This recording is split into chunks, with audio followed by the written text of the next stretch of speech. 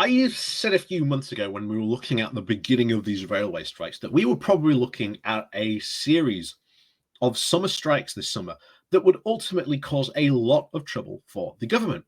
And of course, we've had, Liz Truss and Rishi Sunak beat their chest saying that they're going to crack down on these strikers.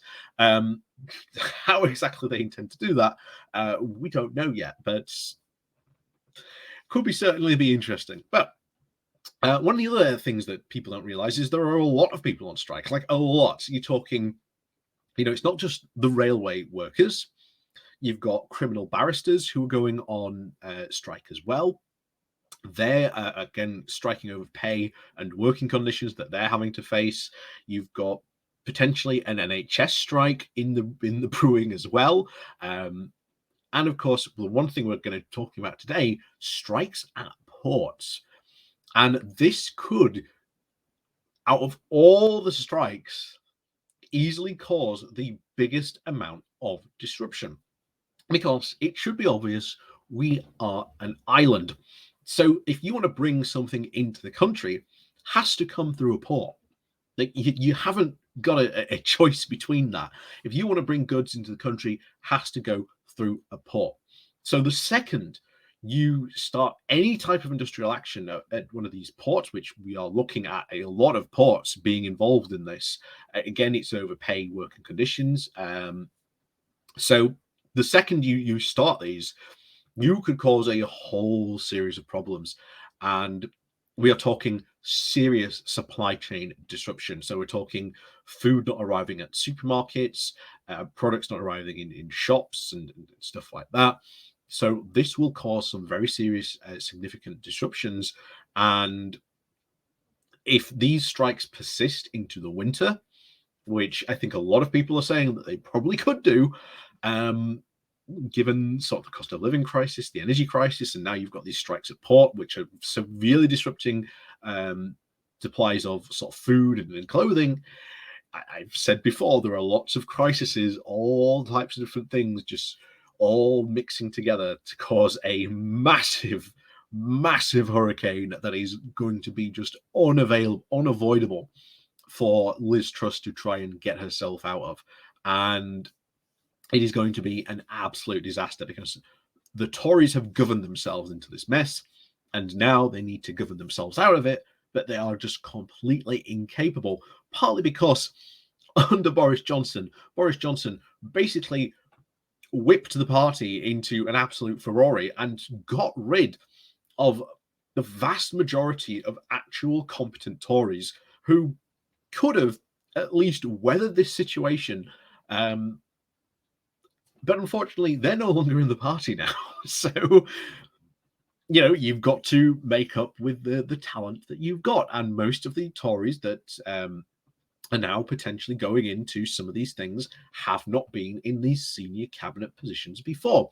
Some of them might have filled junior positions or been on select committees, but there's a large difference between, being on a select committee and then suddenly being, the minister in charge of, dot or transport or whatever. There's a large difference in running the entire government department that they would be in charge of.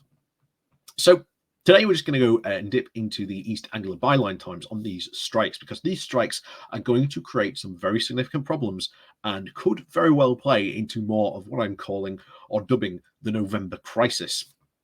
So before we do go jumping into that, please do remember to hit that like, share, and subscribe button. And of course, down below there are links to my Patreon page and a one-off donation link called Buy Me Coffee, where you can buy me coffee. And as always, thank you very much for watching, and thank you for all those people who watch and to help support the channel that way. So over we go. Today is tailored to the East Anglia bylines with their title of UK strikes: how industrial action at a major port could disrupt supplies of clothing, cars, and canned food. So the ability to move products from A to B has been affected by COVID and Brexit-related bottlenecks in recent years, and as well as the rising concerns about the environmental impact of our companies supply our goods.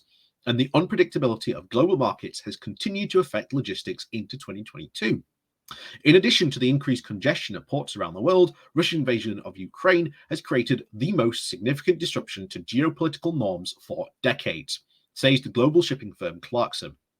The supply chain issues have been adding to the cost of living crisis in the UK this year by making it more difficult and expensive to transport products like food around the world.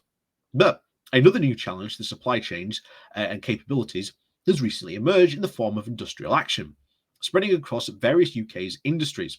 Transport and rail in particular has been the focus of the strike activity in recent months, with attention mostly on the disruption faced by passengers. Freight transportation has also been impacted, though, however, and not least because in large parts of the UK's transport infrastructure are shared by passengers and freight systems. The freight transportation and logistics workers at the UK port of Felixstowe recently announced plans for an 8-day industrial action where nearly 2,000 workers are due to strike starting on August the 21st. So that would be tomorrow. In fact, probably when this video comes out. And in the pay dispute, recently saw them reject a 7% rise and a £500 bonus from the Felixstowe Docks and Railway Company. The strike would cause further congestion in the UK supply chains, with Felixstowe the largest container port in the UK, handling more than 40% of the country's shipping containers. And some of the world's largest ships serve the port, which process more than 4 million and 20-foot long containers annually, and some 2,000 ships. Around 11 billion tons of goods are shipped globally each year, and around over 1.5 tons per person. And products are ranging from container ships range from cars to clothing, toys to tin food. Whether brought online or in by ships and by supermarkets, these items reach us through the complex network of companies called the supply chain. Key supply chain processes include purchasing, procurement, manufacturing, warehouse, and transportation. And we do forget, by the way, that transport doesn't just include moving something from A to B. It's a whole range of things as there that are key to sort of how supply chains really work. So yeah, you can just see the massive interconnectivity that we've really taken for granted when we're in the EU, being able to use freedom of movement and being able to have less warehousing space, because that's one thing we always bring up. These warehousing space and the demand for warehousing space in the UK has skyrocketed because of Brexit, because companies are now having to not only purchase more, means that they're having to have more procurement and planning longer term manufacturing, but also have the warehouse space to be able to have that terms of purchasing and then getting those goods into the warehouse, and then from the warehouse transporting them to the shop floor, and that all costs money. So businesses are seeing lots of increased costs, and then of course you've got to tie the energy increase into this as well. And there's a lot talking about in the moment, especially in the news, about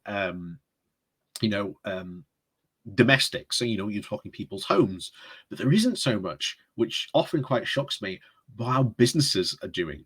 Because I think a lot of businesses out there are looking at this cost of living crisis and this rise massively in energy, and they're like, what are we going to do? If you're like a food company and you've got massive refrigeration costs, the energy price increase is going to be shocking for you. So anyway, back to it. The transportation process is particularly the key link in the global supply chains. It aims to move material effectively and efficiently and sustainably.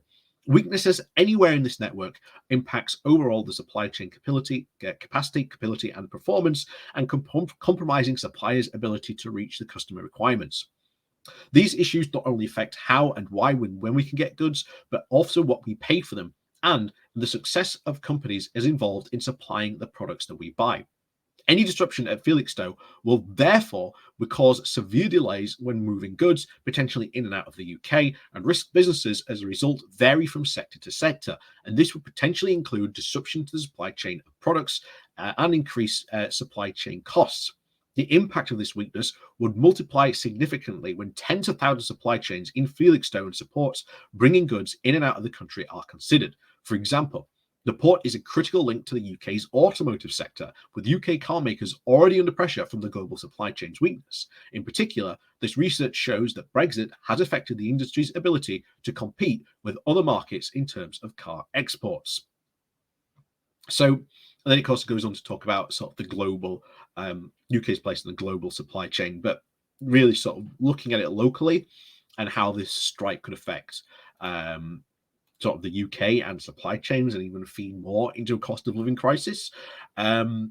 you can see where there's some serious cause for concern here. And of course, these are striking workers. They have every right to go on strike.